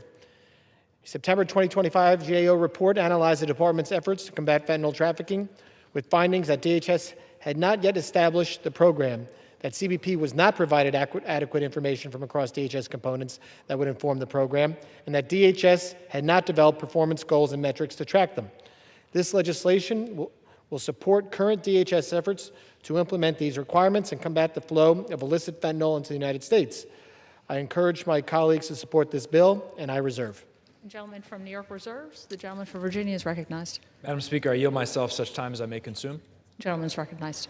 Madam Speaker, H.R. 8535, the Bipartisan Measuring Illicit Fentanyl and Trafficking Act, is based on the nonpartisan research and recommendations of the Government Accountability Office, which last year examined the Department of Homeland Security's efforts to detect, deter, and seize illicit fentanyl.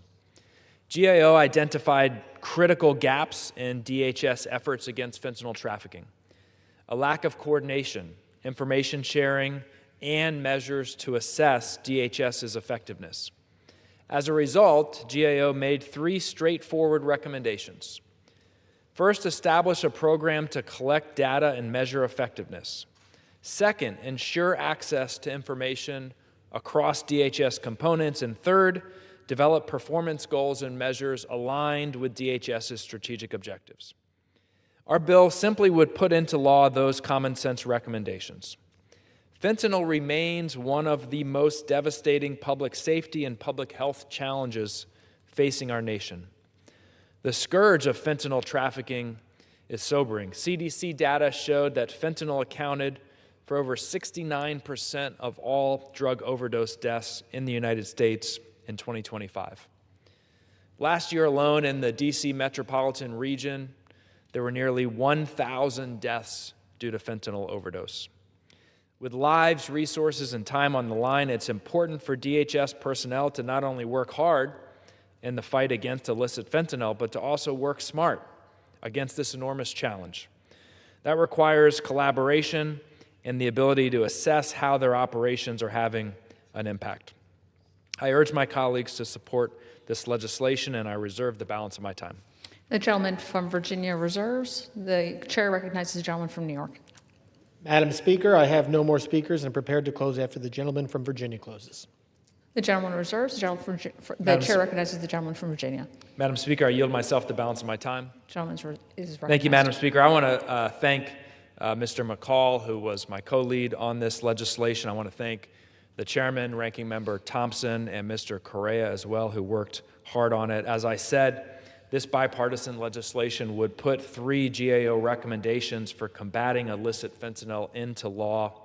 It would require the establishment of a program to collect data and measure the effectiveness of current efforts to counter illicit fentanyl, ensure information sharing across DHS components, and require the development of performance goals and measures.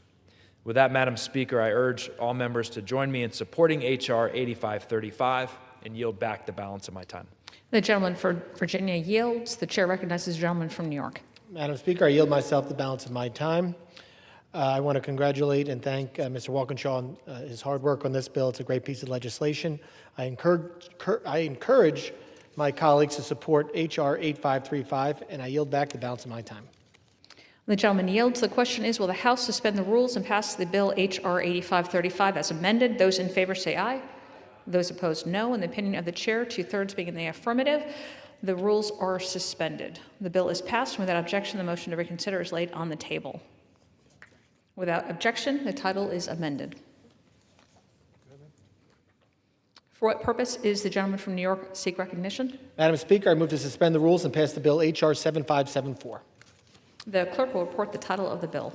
Union Calendar Number 640, H.R. 7574. A bill to provide for the reorganization and realignment of the Engagement Liaison and Outreach Office of the Department of Homeland Security and for other purposes. Pursuant to the rule, the gentleman from New York, Mr. Garbarino, and the gentleman from Virginia, Mr. Walkinshaw, each will control 20 minutes. The chair recognizes the gentleman from New York. Madam Speaker, I ask unanimous consent that all members have 5 legislative days in which to revise and extend their remarks and to include extraneous material on H.R. 7574. Without objection. Thank you, Madam Speaker. I yield myself as much time as I may consume. The chair recognizes the gentleman from New York. I rise in support of H.R. 7574, the ELO Realignment and Strategic Engagement Reform Act of 2026. Department of Homeland Security's Engagement, Liaison, and Outreach, or ELO office, operates as a separate office within the Office of Intelligence Analysis. Despite their similar functions, ELO operates separately from the INA's Partner Engagement Directorate, which facilitates information flows and access for state, local, tribal, and territorial partners. The ELO Realignment and Strategic Engagement Reform Act will require the DHS secretaries to develop a comprehensive plan to reorganize the ELO office and realign it with the work of INA's Partner Engagement Directorate to streamline operations and eliminate redundancies. This plan must specifically address ways to improve coordination with law enforcement agencies, centralize points of contact, and enhance information sharing. I want to thank Representative Evans for his leadership, and I urge my colleagues to support this bill, and I reserve. The gentleman reserves. The gentleman for Virginia is recognized. Madam Speaker, I yield myself such time as I may consume. The gentleman is recognized. Madam Speaker, engagement with state, local, tribal, and territorial law enforcement is essential to the Department of Homeland Security's mission to secure the homeland. State and local law enforcement partners must have clear points of contact within DHS to maximize information sharing and collaboration on issues like emergency and cybersecurity incident response. H.R. 7574 aims to ensure this by directing the Secretary of Homeland Security to realign the functions and personnel within the Office of Intelligence and Analysis's Engagement, Liaison, and Outreach Office. Madam Speaker, while it is important for state and local officials to have clear points of contact at DHS for information sharing and collaboration, H.R. 7574's requirement to identify redundancies at the Office of Intelligence and Analysis should not, I hope, be viewed as a pretext to reduce INA's workforce. INA is charged with delivering timely and actionable intelligence to our law enforcement on the front lines and unnecessarily slashing their capacity could unintentionally create security gaps and make our communities more vulnerable to cyber, terror, attacks, and other threats. While I understand that H.R. 7574 seeks to improve DHS relationships with law enforcement agencies by establishing clear communication protocols and centralizing points of contact for law enforcement engagement, I urge DHS to consult with Congress on the implementation of this bill and before any staffing changes or reductions are made. We need to strengthen, not undermine, INA's ability to protect the homeland. And with that, Madam Speaker, I reserve the balance of my time. The gentleman reserves. The chair recognizes the gentleman from New York. Thank you, Madam Speaker. I yield as much time as he may consume to the gentleman from Colorado, Mr. Evans. The gentleman is recognized. Thank you, Madam Speaker. Thank you, Chairman, and I want to thank my bipartisan partner on this, Rep. Goldman. Today I rise to urge my colleagues to support the bipartisan bill, the Engagement Liaison and Outreach Realignment and Strategic Engagement Reform Act. This bill consolidates the functions of two existing Department of Homeland Security offices tasked with public safety coordination into one centralized point of contact. DHS's Office of Intelligence and Analysis, also known as INA, is the only entity in the U.S. intelligence community responsible for delivering intelligence directly to state and local law enforcement agencies. As a former cop for over a decade in the Denver metro area, I know there's nothing more critical to law enforcement operations than open communication between local, state, and federal agencies. Information sharing between the men and women on the front lines and federal intelligence counterparts ensures that bad actors, often tied to international criminal organizations like cartels and terrorist groups, are removed from our streets as quickly as possible. From my own experience, I know that state and local law enforcement often face national and international threats, terrorists, cartels, cyber attacks, foreign enemy regimes. This bill supports state and local law enforcement when they encounter those national or those international threats. Unfortunately, in my home state of Colorado, Denver Democrats are often more concerned about finding ways to weaken law enforcement operations and attacking our brave officers rather than prioritizing public safety. Defund the police antics create public safety conflicts and confusion for law enforcement officers who are trying to serve and protect their communities. This bill ensures that state and local agencies can easily and frequently access the resources they require from their federal partners when they're facing threats that require federal backing. By reorganizing the ELO office and realigning its essential functions within INA's Partner Engagement Directorate, this bill streamlines coordination between law enforcement agencies, enhances information sharing mechanisms, and reduces duplicative actions. This ensures responsible stewardship of taxpayer dollars, and it makes sure that state and local law enforcement agencies have the information that they need when they're facing those national or international threats. Time and again, we wait for tragedies to remind us that we have to incentivize interagency collaboration. This bill takes the fight to the streets, and it makes sure that we are preventively getting these resources to our state and local law enforcement agencies, because no single law enforcement agency can effectively address the full spectrum of threats without that combined resource.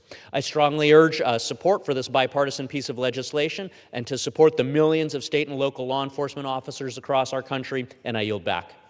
I reserve. The gentleman reserves. The gentleman from Virginia is recognized. Madam Speaker, I yield myself the balance of my time. Recognized.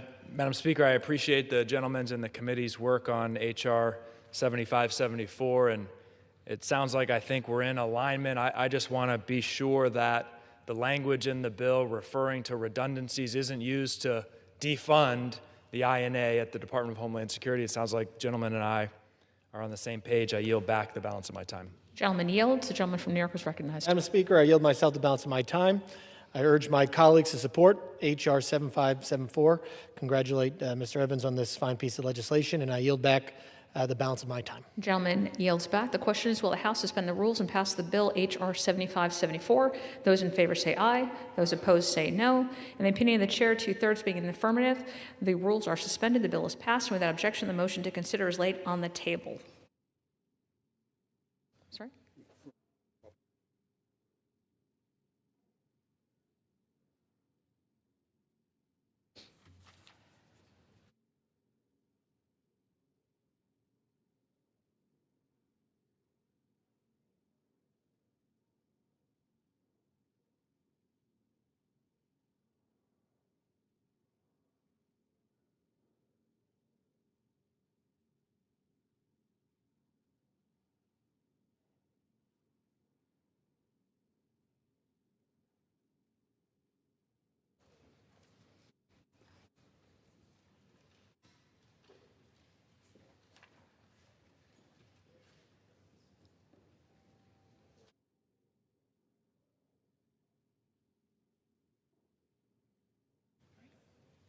For what purpose does the gentleman from Wisconsin seek recognition?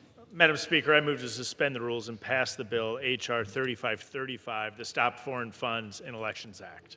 The clerk will report the title of the bill. Union Calendar Number 641, H.R. 3535, a bill to amend the Federal Election Campaign Act of 1971 to apply the prohibition against contributions and donations by foreign nationals in connection with elections to contributions or donations in connection with ballot initiatives and referenda. The gentleman from Wisconsin, Mr. Stile, and the gentleman from New York, Mr. Morrell, each will control 20 minutes. The chair now recognizes the gentleman from Wisconsin. Madam Speaker, I ask unanimous consent that all members will have 5 legislative days in which to revise and extend their remarks and include additional material on the bill. Without objection. Madam Speaker, I rise today. I yield myself as much time as I may consume. The gentleman is recognized. Madam Speaker, I rise today in support of H.R. 3535, the Stop Foreign Funds and Elections Act, introduced by my friend, Representative Brian Fitzpatrick. U.S. elections should be for U.S. citizens only, and only U.S. citizens should be participating in and donating in political causes. Today, gaps in our existing laws undermine this principle and actually permit foreign actors to fund U.S. political activities. It's true. Current law allows foreign funding to infiltrate state and local ballot initiatives, referenda, and recall elections. As we've seen in recent history, those races can attract millions of dollars in outside spending. Some of that has been foreign money. And right now, that's completely legal. Shadowy groups like 1630 Fund have funneled millions of foreign-linked dollars into ballot initiatives and campaigns in states including Arizona, Nevada, and Ohio. It sounds crazy, but it's true, Madam Speaker.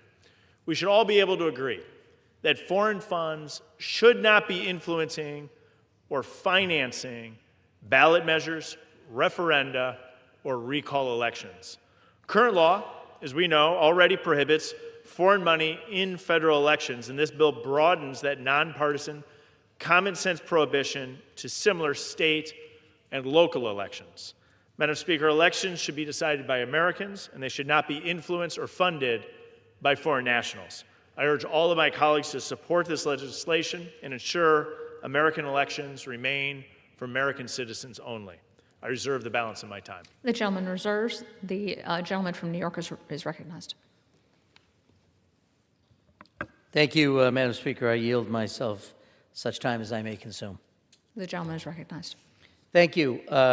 This bipartisan bill, the Stop Foreign Funds and Elections Act, will close a loophole, as my colleague and friend, Mr. Stile, the chairman of the Committee on House Administration, has indicated, that currently allows foreign nationals to contribute to state and local ballot initiatives as well as recall referenda. This change is needed because the Federal Elections Commission previously determined that the Federal Election Campaign Act's foreign national prohibition does not actually reach ballot initiatives that do not appear to be linked to an office-seeking candidate at the federal, state, or local level. The FEC often sends to Congress legislative recommendations adopted on a bipartisan basis to update and strengthen our campaign finance regime, and this very bill has been included in their recent recommendations. In fact, this bill is among the highest priority legislative recommendations from the FEC, and I want to thank the bill's sponsor, Congressman Fitzpatrick, as well as the bill's co-lead, Congressman Golden, for their important work on this issue. And I'm glad to see the House taking seriously the risk of foreign interference in domestic elections, and in that spirit, I encourage my colleagues to consider other comprehensive democracy reforms to close loopholes. House Democrats' Freedom to Vote Act, which includes the Disclose Act, would crack down on foreign campaign spending, and I think it's well past time for Congress to do something to stem the tide of dark money, including foreign money, in American elections. This bill is a start, and I think I would continue to urge us to do more. But with that, I encourage my colleagues to support the bill, and I reserve the balance of my time. The gentleman reserves. The chair recognizes the gentleman from Wisconsin. Thank you, Madam Speaker. I yield myself so much time as I may consume. Without objection. Madam Speaker, this bill is broadly about making sure that American elections are for American citizens only. As my colleague, Mr. Morelli, noted, there's a significant gaping hole in U.S. campaign finance laws. And in particular, that's in relation to the measures that we've spoken about ballot initiatives, other essential pieces of American democracy that currently allow for foreign funding to come in and influence those campaigns. And while that's not an office seeker for elected office, I think it's without a doubt that those elections and those ballot initiatives are in many ways equally essential to American democracy. And so closing out this gap and making sure that foreign funds are not finding their way into U.S. elections is absolutely essential.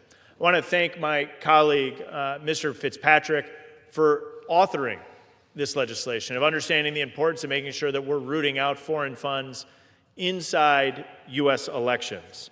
There's a basic premise and a basic principle. And in particular, at a period of time when it is so simple and so easy for funds to be transmitted into these political activities here in the United States of America. An individual outside the United States could easily move funds in to influence a U.S. election. Of course, it's illegal for a donation to be made to an individual seeking federal elected office.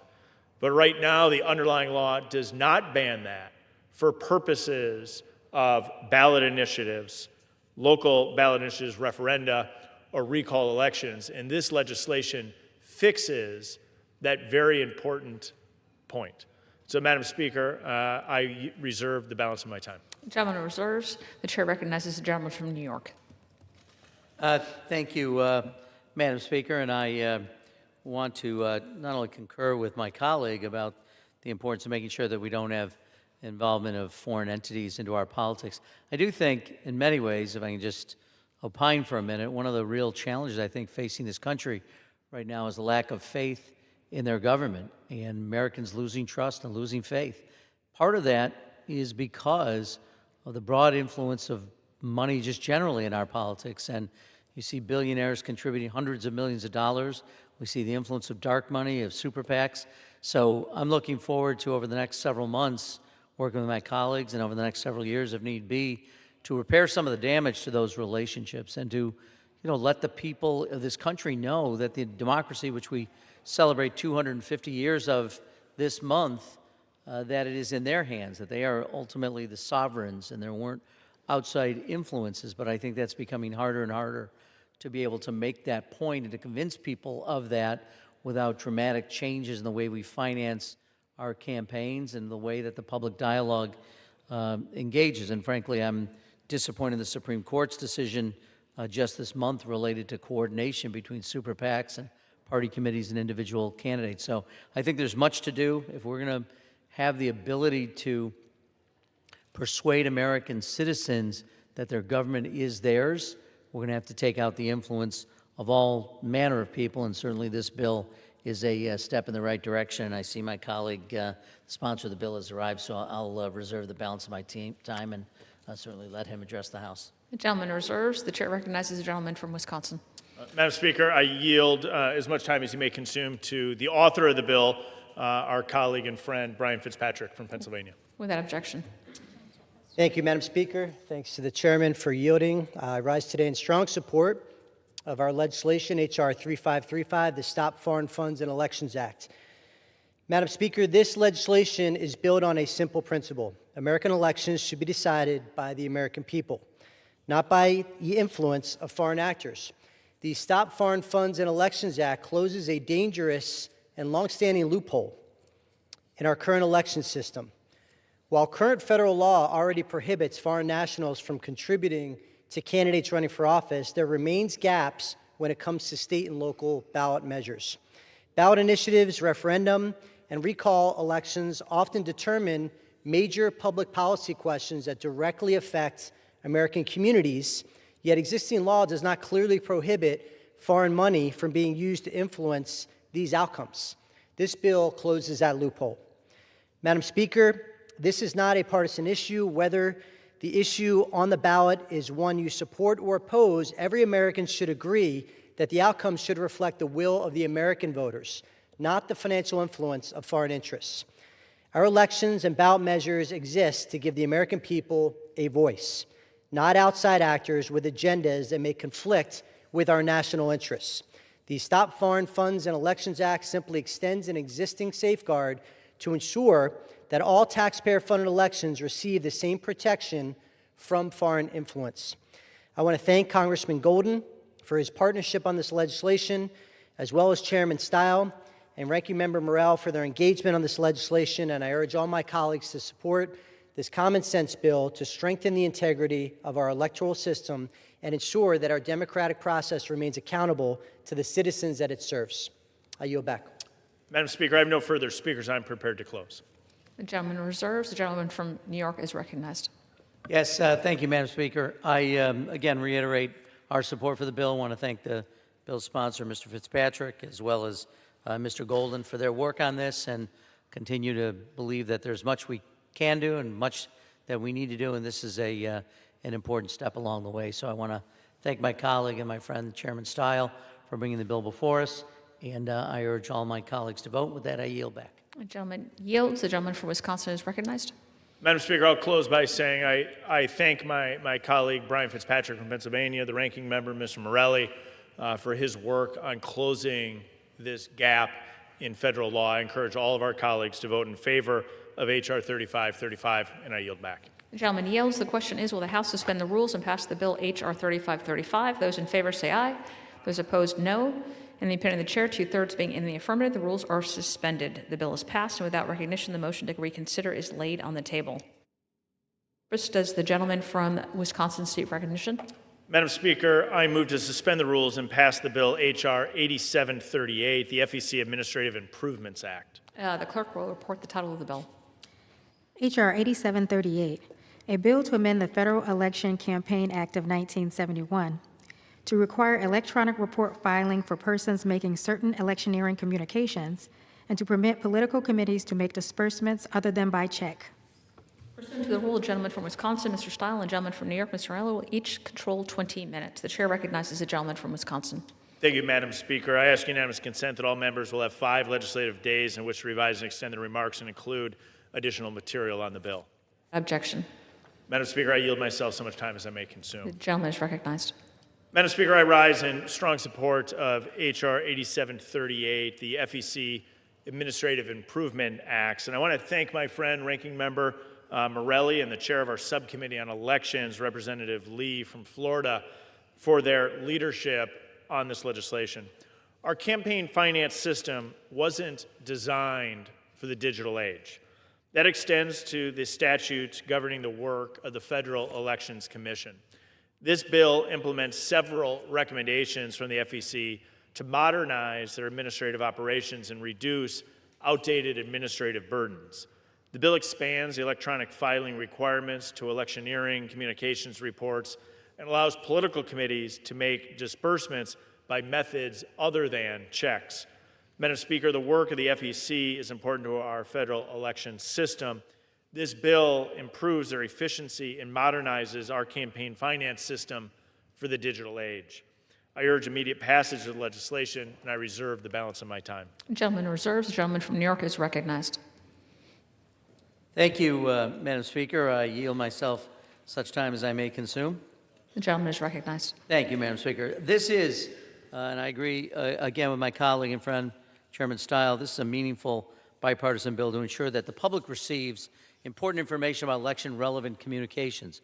I was happy to co-introduce this bill with several members of the Committee on House Administration, both Republican and Democratic, and thank you to Chairman Stile for his leadership, to Congresswoman Lee and Congresswoman Sewell for their work on this. As people may know, Congresswoman Lee and Congresswoman Sewell particularly work hard on election administration issues of the leaders of the committee's elections subcommittee. And as it becomes harder to find common ground in Congress, I commend my co-sponsors for their work on this and other issues important to the work at hand. The bill we're considering today, the FEC Administrative Improvements Act, would amend the Federal Election Campaign Act of 1971 to require campaign committees to file their electioneering communications with the Federal Elections Commission in electronic format as opposed to on paper. As the FEC has informed Congress, Compared to data from paper reports, data from electronically filed reports is received, processed, and disseminated more easily and efficiently, resulting in the better use of resources. I couldn't agree more. In contrast, paper filings take days to be available to provide critical information for the public. So modernizing our campaign disclosure functions is a common sense reform for those of us who live in the 21st century, and we're grateful we get an opportunity to do that. But there are substantive reasons to make this change as well. The Supreme Court has long recognized that disclosure requirements are vitally important.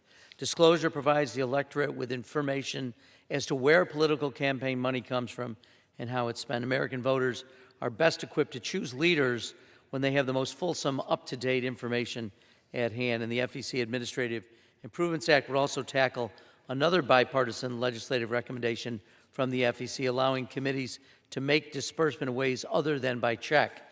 The Committee on House Administration, and I speak, I think, for colleagues on both sides, cares deeply about modernization, and modernizing Congress has in recent years driven thoughtful and bipartisan work by committee members to improve the function of this institution. So in our interest, modernization extends to the FEC. So H.R. 8738 will bring the FEC into the modern era and aid every American voter as they exercise their fundamental rights. So given the bipartisan agreement on the bill, I hope we can move it rapidly from the floor to the Senate and then the President's desk for signatures. Again, want to thank my colleague, Chairman Stile, for his courtesies and for his leadership in this. And with that, I'll reserve the balance of my time. The gentleman reserves. The chair recognizes the gentleman from Wisconsin. Madam Speaker, I'm prepared to close. I reserve. The gentleman's recognized. Oh, I'm sorry, you reserve. Gentleman reserves. The chair recognizes the gentleman from New York. Very simply, thank you to the chairman, thank you to my colleagues. I look forward to what I hope is a unanimous or near unanimous vote in the House on important legislation. With that, I yield back. The gentleman yields. The gentleman from Wisconsin is recognized. Madam Speaker, I want to thank my colleague, the ranking member, Mr. Morelli, for his work on this legislation. There's a lot of work to be done to update our campaign finance laws for the digital age, and this is an important piece of legislation. I encourage all of my colleagues to vote in favor of H.R. 8738. I yield back. The gentleman yields. The question is, will the House suspend the rules and pass the bill H.R. 8738? Those in favor say aye. Those opposed, no. In the opinion of the chair, 2/3 being in the affirmative, the rules are suspended. The bill is passed, and without objection, the motion to reconsider.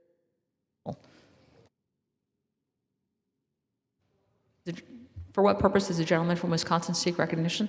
Madam Speaker, I ask unanimous consent that the ordering of a recorded vote on the question of reconsideration of the vote on adoption of House Resolution 1398 be vacated to the end that the motion to reconsider be laid on the table, and that House Resolution 1377 be laid on the table. Without objection.